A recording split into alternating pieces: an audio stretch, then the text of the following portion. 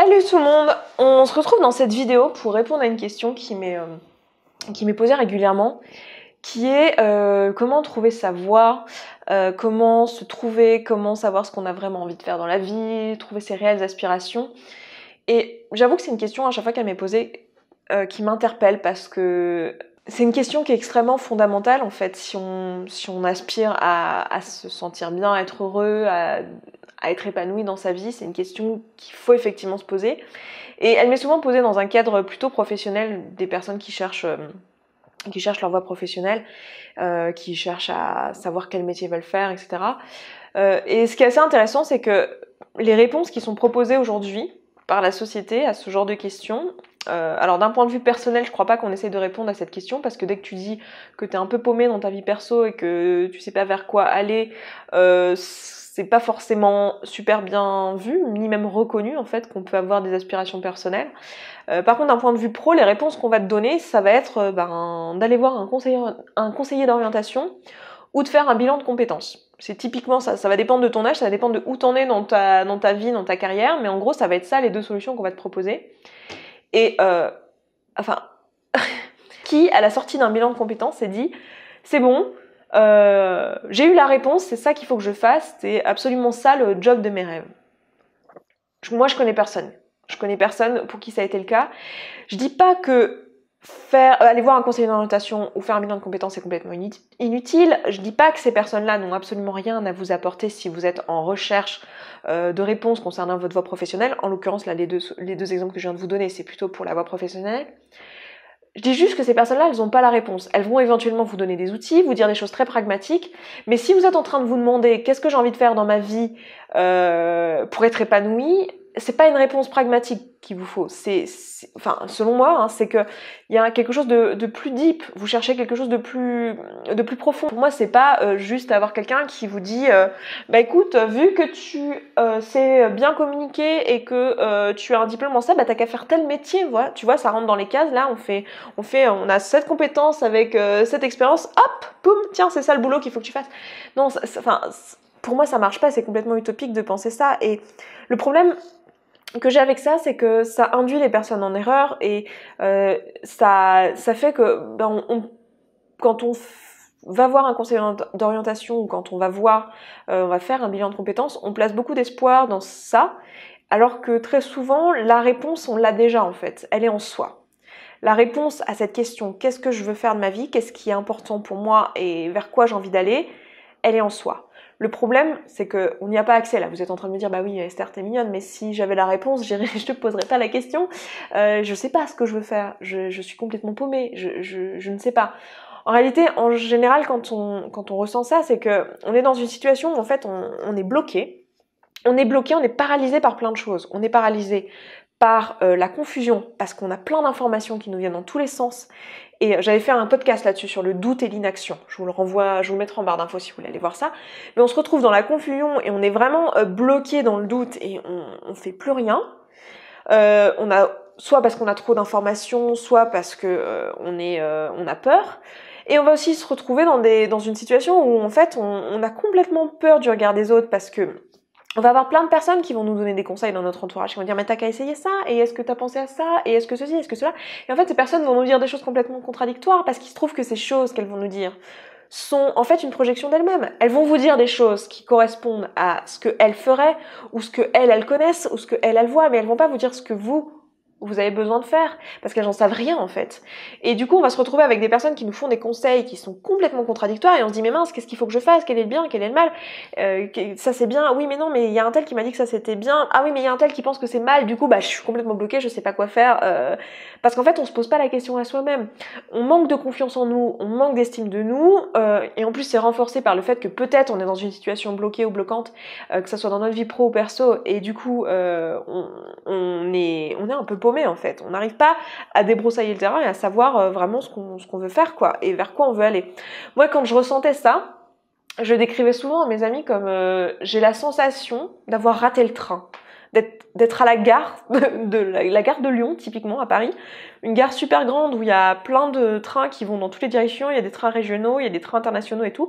Je suis à la gare de Lyon Et j'ai l'impression d'avoir raté le train. Je suis là avec ma valise, ma fameuse valise, hein, qui en l'occurrence est plutôt un sac à dos un peu pourri, pas hyper étanche.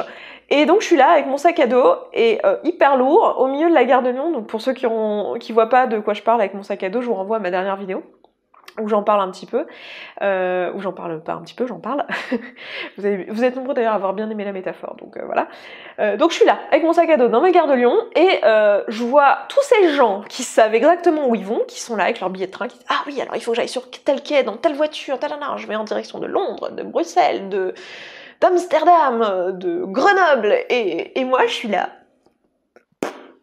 Alors les gars, alors je prends un train régional parce que je me dis « Bon, si jamais je me gourre, un train régional, je pourrais descendre dans un arrêt, le reprendre dans l'autre sens et revenir à la gare de Lyon. » Du coup, je me retrouve dans mon train régional, puis au bout de 2 arrêts, je suis là, mais qu'est-ce que je fous là, quoi? Sérieux, qu'est-ce que je fous là? Bon, je descends, je prends le retour, je me retrouve de nouveau à la gare de Lyon, j'en prends un autre. Pareil, je reviens, bam, bam. Et puis je me retrouve 1 an plus tard à avoir des potes qui reviennent à la gare de Lyon parce qu'ils reviennent de leur voyage à Londres et il faut qu'ils fassent une correspondance pour retourner dans le sud de la France ou je ne sais quoi.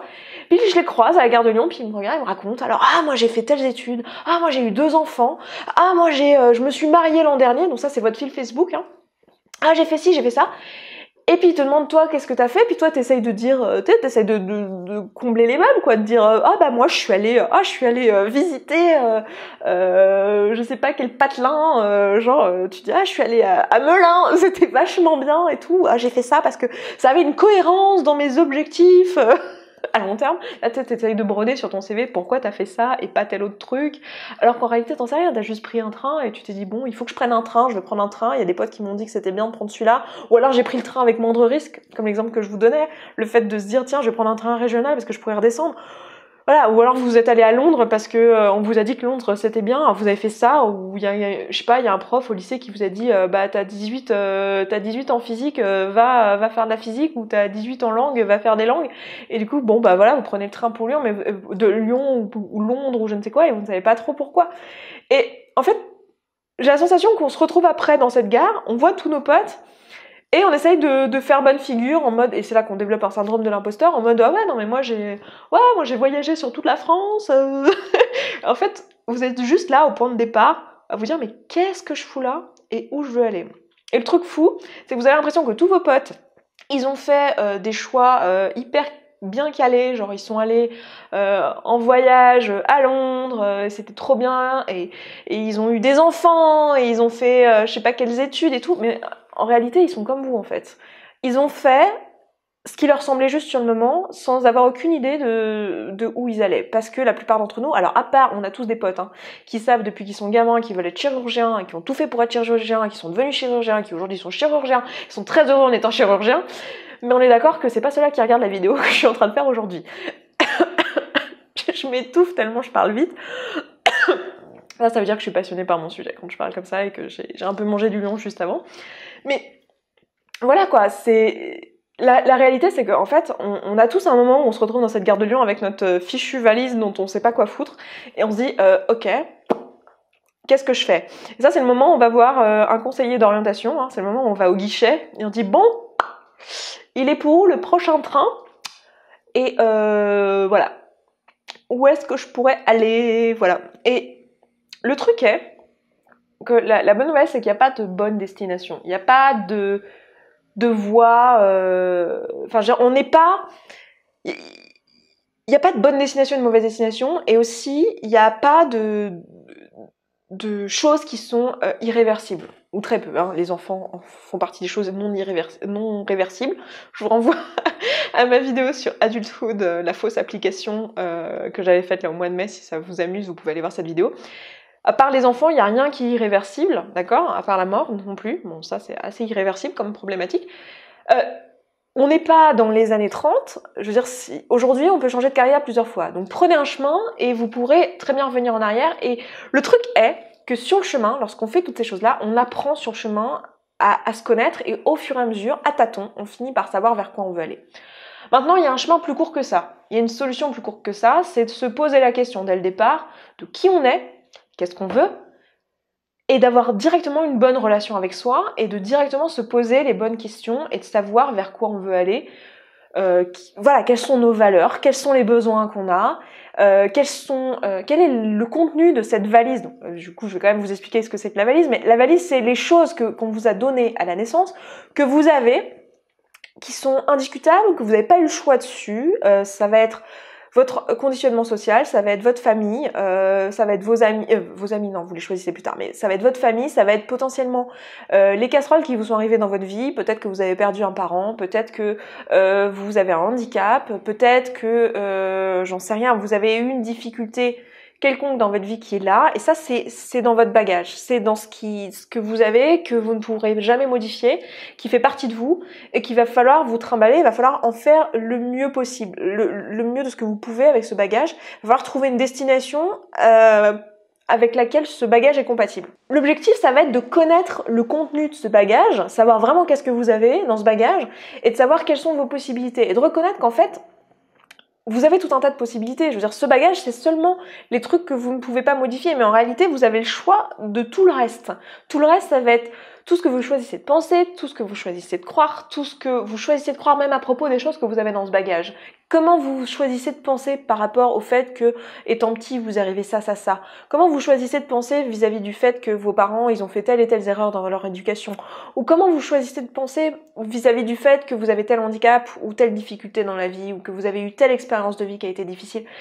C'est ce que vous en faites aujourd'hui qui est important.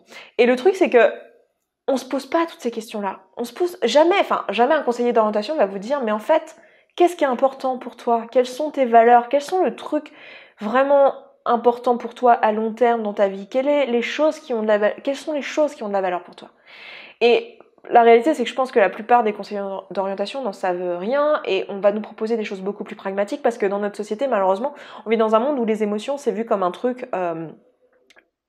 pour les faibles en fait. Sauf que il se trouve que les émotions, on en a tous, et qu'en plus nos émotions, elles nous informent sur qui on est, sur quels sont nos besoins et quelles sont nos valeurs.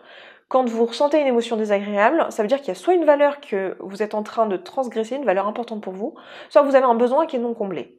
Et que il y a quelque chose qui va pas. Quand vous ressentez la faim accompagnée de colère, donc la faim, ça va être une sensation physique. Souvent, ces émotions, elles vont être accompagnées d'une sensation physique. Donc, typiquement la faim, accompagnée de colère ou d'anxiété ou d'irritabilité. Ça, c'est en train de vous signifier un truc. C'est en train de vous dire, là, il faut que tu te nourrisses, quoi. Et une fois que vous avez apaisé, assouvi cette faim, vous allez ressentir de la satiété, sensation physique agréable, et vous allez ressentir une émotion agréable, du plaisir. Les aliments, c'est pour ça qu'ils sont bons. C'est pour ça que ça fait plaisir de manger. Parce que vous êtes en train d'assouvir un besoin. C'est pareil pour les besoins sociaux, c'est pareil. Quand vous avez un besoin d'être seul, et que vous êtes dans un bus bondé, et que vous sortez dans le bus, vous allez vous sentir pas bien, vous allez avoir des palpitations, vous allez avoir peut-être les mains moites, et vous allez en plus ressentir une angoisse, une anxiété, ça va être une émotion accompagnée de vos sensations physiques désagréables. Quand vous allez sortir du bus et vous retrouver tout seul, vous allez ressentir des émotions agréables, vous allez vous sentir bien d'un seul coup. Vous allez arrêter d'avoir des palpitations, vous allez arrêter d'avoir les mains moites, parce que ce besoin, il est comblé. Eh bien, pour les besoins autres, pour toutes les sensations désagréables que vous avez liées, ou les émotions désagréables liées à la situation dans laquelle vous êtes aujourd'hui, le fait de manquer de confiance en vous, le fait de manquer d'estime de vous, le fait de pas savoir vers quoi vous voulez aller dans votre vie, que ce soit d'un point de vue perso, d'un point de vue pro, ça nous dit quelque chose. Ça nous dit qu'il y a un besoin qui est pas comblé, peut-être le besoin d'épanouissement de soi, peut-être le besoin de bonheur, le besoin de trouver un vrai but à votre vie, une vraie aspiration, et que il y a peut-être des valeurs que vous ne respectez pas, peut-être que dans votre vie, vous êtes en train d'avoir un métier qui comble certains de vos besoins, comme le besoin de sécurité financière ou le besoin de reconnaissance sociale en ayant un CDI, et qui vous donne tout ça, mais vous ne comblez pas votre besoin d'être épanoui et d'exprimer votre plein potentiel, et d'être dans un truc qui vraiment est important pour vous, et où vous allez créer quelque chose qui a de la valeur pour vous. Et peut-être que vous êtes même en train de faire un truc qui est à l'encontre de vos valeurs. Peut-être que vous bossez dans une banque alors que vous êtes fondamentalement anticapitaliste, et que vous pensez fondamentalement que le système bancaire aujourd'hui il est bancal, et vous retrouvez à bosser dans ce domaine-là parce que vous êtes en train d'essayer de combler vos besoins plus primaires, des besoins de reconnaissance sociale et des besoins juste financiers, parce qu'on vit dans une société où il faut de l'argent pour vivre. Donc c'est intéressant pour vraiment trouver quelle est la réponse et quelles sont ses réelles aspirations, il faut se poser toutes ces questions-là, et pour ça il faut être à l'écoute de ses pensées et de ses émotions. Ça c'est un boulot qu'il faut faire et que personne ne vous dira de faire. Je sais pas pourquoi. Moi, j'aimerais bien qu'à l'école, on nous enseigne ça, qu'on nous dise, écoute, en fait, tout passe par l'état d'esprit dans lequel t'es, parce que tout ce que tu crées dans ta vie, tous les objets qu'il y a autour de vous, ils ont été créés de par la pensée de quelqu'un. Il y a un jour un mec qui s'est dit, tiens, je vais créer une plateforme qui s'appelle YouTube. Un jour, il y a un mec qui s'est dit, tiens, je vais créer un ordinateur. Un jour, un mec qui s'est dit, tiens, je vais créer ci, je vais créer là. Et s'il n'y avait pas eu un mec qui avait eu cette pensée dans sa tête, toutes les choses qu'il y a autour de nous, elles n'existeraient pas. Alors, je simplifie, évidemment, il n'y a pas qu'un seul mec qui s'est dit, je vais créer un truc qui s'appellera YouTube. Hein. Mais je pense que vous avez l'idée. Tout part de ce qui se passe dans notre tête. Et si on n'est pas sain dans notre tête, et si on n'est pas au courant de quelles sont les pensées qu'on a tous les jours, eh ben, on n'avance pas. Et c'est pour ça que j'ai créé ce podcast. C'est pour ça que je vous parle de toutes ces thématiques-là sur cette chaîne et sur le podcast.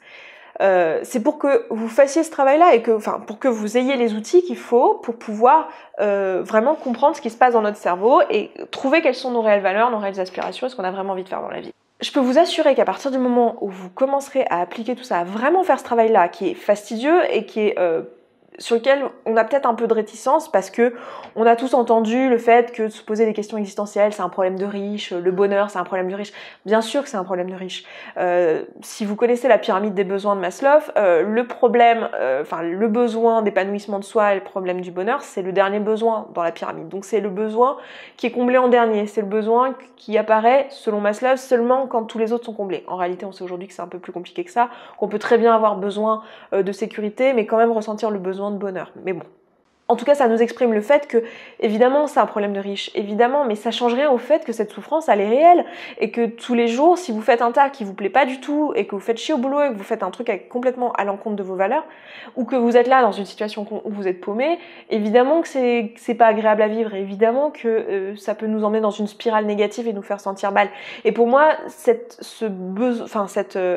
émotion désagréable-là, elle est à prendre en compte tout autant que d'autres émotions désagréables qu'on peut ressentir pour des besoins plus primaires. Et effectivement, faut reconnaître qu'on est chanceux si on se pose ces questions-là. Bien sûr qu'on est privilégié si on se pose ces questions-là, si on se pose la question du bonheur. Bien sûr que si on a ce genre de problème, c'est qu'on est privilégié. Mais ça change rien au fait que c'est un problème et que c'est légitime de vouloir le résoudre. Et selon moi, la réponse, c'est de prendre le temps de se connaître. Et pour ça, je vous donne tout un tas d'outils sur le podcast que vous pouvez utiliser. Tout est gratuit, hein. Vous pouvez aller chercher ça sur le podcast. Je vous parle notamment du modèle de Brooke Castillo, je vous parle du principe des flots de pensée. Pour moi, c'est des outils qui ont changé ma vie. Quand j'ai découvert ça et que j'ai commencé à l'appliquer au quotidien, je peux vous dire que ça se voit dans ma vie. Et de toute façon, si vous avez vu mon bilan, mon dernier bilan, ou si vous me suivez depuis assez longtemps, vous l'avez vu, même vous, à l'échelle de ces 5 dernières années, combien tous ces outils, ça a changé ma vie. Et pour moi, avoir une relation saine avec soi, c'est la clé pour trouver quelles sont réellement les aspirations qu'on a dans la vie. C'est la clé pour se sentir bien, c'est la clé pour arrêter de se prendre la tête avec le regard des autres, c'est la clé pour arrêter de se prendre la tête à manquer de confiance en soi, à manquer d'estime, à constamment se comparer avec les autres, comme je disais tout à l'heure dans cette gare là, à regarder ses potes et à se dire vers quoi je veux aller. Pour moi, c'est ça, c'est établir une bonne relation avec soi. Et c'est pour ça que je vous enseigne tous ces outils-là et que je vous transmets tous ces outils-là qui viennent pas de moi, hein, comme je vous le dis d'ailleurs dans le podcast. Chaque fois que j'utilise un outil que j'ai lu quelque part ou que j'ai appliqué pour moi-même ou qui me vient d'un de mes coachs ou quoi, je vous le dis. Donc moi, ce que je vous propose, c'est de vous aider à appliquer tous ces outils. Tous ces outils, vous les avez. Ils sont disponibles sur ma chaîne, ils sont disponibles sur le podcast essentiellement. Vous avez toutes les notions et toutes les informations dont vous avez besoin pour pouvoir faire ce travail-là tout seul. Maintenant, si vous avez besoin d'un coup de main pour organiser ce travail-là et pour vraiment le mettre en place, moi, je peux vous aider. Et pour ça, j'ai créé un programme, j'appelle ça un programme, mais c'est en gros 12 semaines de coaching que je vous propose qui vont pas à pas, semaine par semaine, vous aider à appliquer tous ces outils et à faire le point avec vous-même. Améliorer votre connaissance de vous-même, améliorer votre relation avec vous-même, ne plus avoir de problème avec le regard des autres, ne plus avoir de problème d'estime de soi, de confiance en soi, ne plus avoir de problème de procrastination aussi, parce que vous verrez que ça a un lien avec les émotions, tout ça. La façon dont on va faire ça, c'est que la première semaine, vous allez recevoir 3 vidéos avec un document qui va l'accompagner. Et ces 3 vidéos, elles seront aussi disponibles en audio. Donc comme ça, si vous voulez les écouter comme un podcast, parce qu'elles sont assez longues, vous avez en tout 1 heure de contenu. Donc ça peut être un peu long à écouter en format vidéo. Vous pouvez aussi l'écouter en format audio. J'ai rendu les deux disponibles. Ces contenus-là, ils sont résumés dans un document écrit. Donc vous avez aussi le contenu écrit si pour vous c'est plus agréable d'avoir de l'écrit. Et l'objectif, ça va être de vous présenter toutes les notions et tous les outils qu'on va utiliser pendant les 3 mois. Ces notions et ces outils, ils sont expliqués quelque part ailleurs sur le podcast ou dans la chaîne. Mais l'objectif, là, c'était vraiment de condenser ça dans notre objectif à nous, précis, de connaissance de soi. Durant ces 3 vidéos, vous allez avoir des exercices à faire au fur et à mesure. Je vous dirai de faire pause dans les vidéos pour les faire au fur et à mesure, des exercices d'auto-coaching. Donc ça va être l'objectif de la première semaine. Ça va nous permettre de juste débroussailler, enfin pas débroussailler, mais plutôt de mettre en place les différents outils qu'on va utiliser, les différentes notions. Dans le reste du premier mois, l'objectif, ça va être vraiment de débroussailler le terrain, de regarder quelle est actuellement la relation que vous avez avec vous-même, quelles sont les pensées que vous avez actuellement en boucle, qui créent chez vous des émotions désagréables.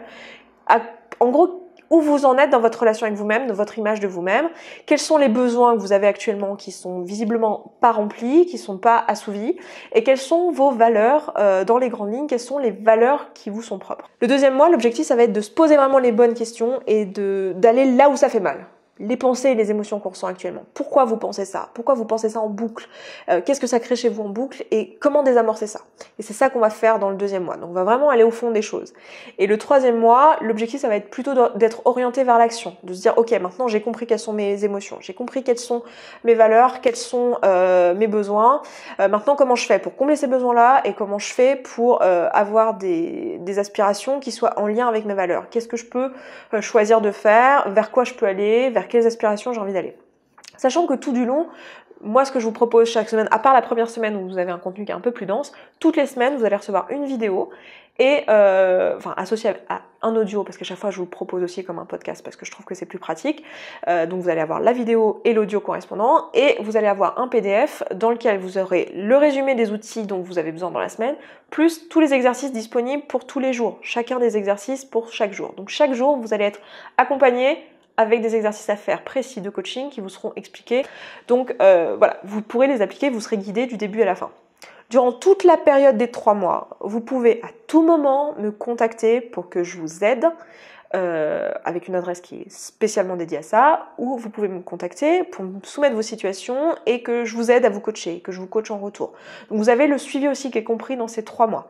Donc c'est vraiment un programme qui est complet. Vous allez peut-être vous dire « Ah, mais je suis pas sûre d'avoir le temps, etc. » Ce coaching, il va vous prendre seulement 15 minutes par jour. Et en plus de ça, on va travailler ensemble sur comment les faire ces 15 minutes par jour pour les trouver, pour vous organiser. Et je comprends que ça soit un peu flippant. Évidemment, c'est pas un travail qui... Enfin, il faut être prêt pour faire ce genre de travail-là parce que vous allez trouver des choses sur vous. En apprenant à vous connaître, en améliorant votre relation avec vous-même, vous allez tomber sur des trucs que vous n'avez pas envie de voir.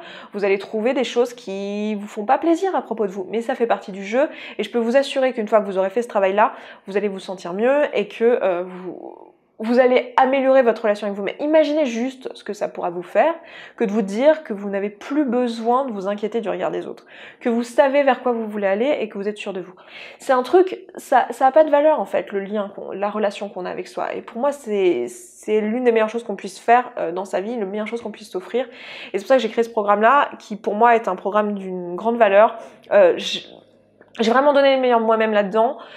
J'ai voulu rendre ça à un prix qui soit moins cher qu'un coaching, parce que si vous avez un coach personnel qui vous suit de visu pendant 3 mois, ça va vous coûter probablement... ça va être de l'ordre de 6 à 8 séances et ça va vous coûter aux alentours de 500 à 1000 euros probablement. Voilà, moi je voulais un truc qui soit abordable quoi. Donc c'est pour ça que je vous ai proposé ça, sachant très bien que si vous n'avez pas les moyens de vous payer du coaching, vous n'êtes pas obligé de vous payer du coaching pour pouvoir, même du coaching par email comme je vous propose là, pour pouvoir appliquer tous ces outils-là. Vous pouvez le faire en autonomie. C'est juste que c'est rendu vachement plus facile avec quelqu'un qui vous suit et qui vous aide. Mais vous pouvez le faire tout seul. Donc voilà. Moi, je vous propose de faire ça. Si vous voulez vous inscrire, c'est super simple. Je vous aurais mis le lien dans la description. Je vous l'aurais mis aussi certainement dans la note, quelque part, dans la fiche à côté. Vous allez vous retrouver sur une page avec la description du programme, avec tout ce qu'il contient, etc. et vous pourrez vous inscrire. Lorsque vous cliquez sur l'inscription, vous allez juste avoir une demande d'email et ensuite quand vous validez, donc mettez un email qui fonctionne, hein, parce que c'est là que vont vous être envoyés vos identifiants et tout, donc si vous n'avez pas, si vous mettez un email spam, ben, vous n'aurez pas accès à tout ça, donc mettez un email et ensuite on va vous demander vos coordonnées bancaires ou votre paiement PayPal, enfin voilà, vous passez directement au paiement. Ensuite, une fois que vous avez validé tout ça, vous allez accéder à un espace membre dans lequel vous aurez accès aux vidéos en live, vous pourrez y accéder en ligne. Vous aurez la possibilité de télécharger les audios et les PDF et d'avoir tout ce dont vous avez besoin pour faire votre coaching. Et vous aurez aussi les informations sur comment me contacter pour avoir votre suivi qui est contenu dans le programme. Je suis vraiment contente de pouvoir vous proposer ce coaching-là. Ça m'a pris beaucoup de temps, mais je suis contente de l'avoir mis sur pied parce que je me dis que les personnes qui sont prêtes et qui ont envie de se l'offrir, elles pourront vraiment voir une différence dans leur vie, et c'est l'une des raisons pour lesquelles je fais ça, et c'est certainement la raison la principale pour laquelle je fais ça, c'est parce que j'ai envie d'aider les personnes et je me rends compte que ce que je fais ici, ça aide les gens, et c'est vraiment quelque chose qui me tient à cœur, et voilà, je suis ravie de pouvoir vous proposer ce produit-là aujourd'hui, et cette possibilité de faire ça en ligne, et c'est génial Internet pour ça, parce que voilà, je peux vous aider à distance, et c'est trop cool, et je suis très contente de pouvoir le faire. Donc bref, je vous laisse regarder ça, je vous laisse me rejoindre si vous le souhaitez. Merci d'ailleurs à tous ceux qui nous ont déjà rejoints lors des préventes. Je m'attendais pas à ce que on ait autant de personnes qui s'inscrivent dès les préventes. Écoutez, merci beaucoup, surtout que vous n'aviez pas encore les fichiers, etc. en ligne, donc vous ne saviez pas exactement de quoi il s'agissait. Donc ça montre que vous avez confiance en mon travail, et ça me touche beaucoup, ça me fait plaisir, et ça montre que par ailleurs je vous apporte déjà de la valeur avec tous les contenus gratuits. C'est extrêmement gratifiant de se rendre compte que ce qu'on fait, c'est d'une quelconque utilité à des personnes autour de nous. Donc écoutez, j'en suis ravie, et écoutez, je vais m'arrêter là pour cette vidéo, et puis je vous dis à tout de suite dans la première semaine, dans les premières vidéos qui nous présentent les notions de coaching, et puis je m'arrête là, et je vous souhaite une excellente soirée, et je vous dis à très bientôt. Bref, je m'arrête là. Ciao, ciao.